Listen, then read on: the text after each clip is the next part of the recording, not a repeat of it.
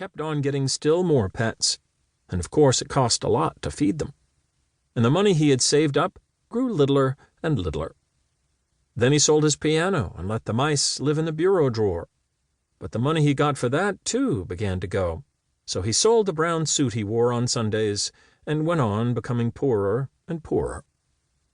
And now, when he walked down the street in his high hat, people would say to one another, "There goes John Dolittle, M.D.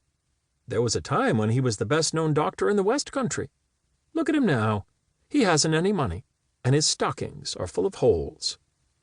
But the dogs and the cats and the children still ran up and followed him through the town, the same as they had done when he was rich. The second chapter. Animal Language. It happened one day that the doctor was sitting in his kitchen talking with the cat's meat man, who had come to see him with a stomachache. "Why don't you give up being a people's doctor and be an animal doctor?" asked the cat's meat man. The parrot, Polynesia, was sitting in the window looking out at the rain and singing a sailor song to herself. She stopped singing and started to listen. "You see, doctor," the cat's meat man went on, "you know all about animals, much more than what these here vets do. That book you wrote about cats, why, it's wonderful.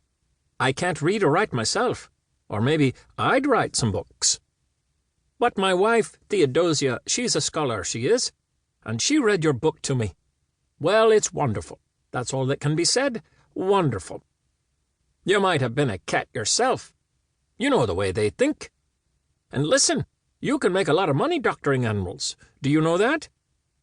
You see, I'd send all the old women who had sick cats or dogs to you, and if they didn't get sick fast enough, I could put something in the meat I sell 'em to make 'em sick. See?" "Oh, no," said the doctor quickly. "You mustn't do that. That wouldn't be right."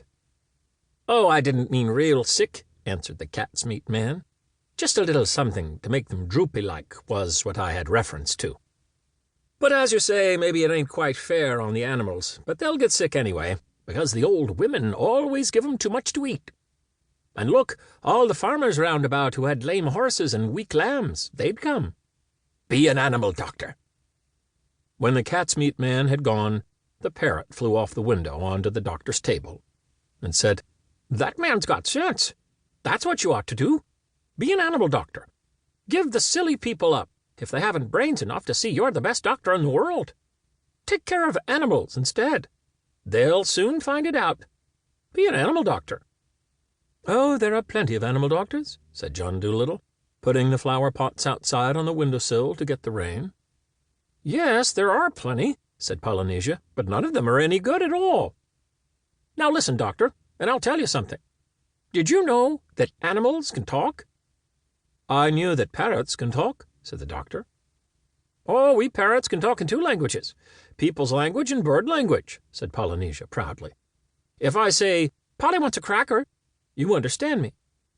But hear this, 'Cacoy-oy-fif-fif.'" "Good gracious," cried the doctor. "What does that mean?" "That means, 'Is the porridge hot yet?' in bird language." "My, you don't say so," said the doctor. "You never talked that way to me before." "What would have been the good?" said Polynesia, dusting some cracker crumbs off her left wing. "You wouldn't have understood me if I had." "Tell me some more," said the doctor, all excited, and he rushed over to the dresser drawer and came back with a butcher's book and a pencil. "Now, don't go too fast, and I'll write it down. This is interesting, very interesting, something quite new.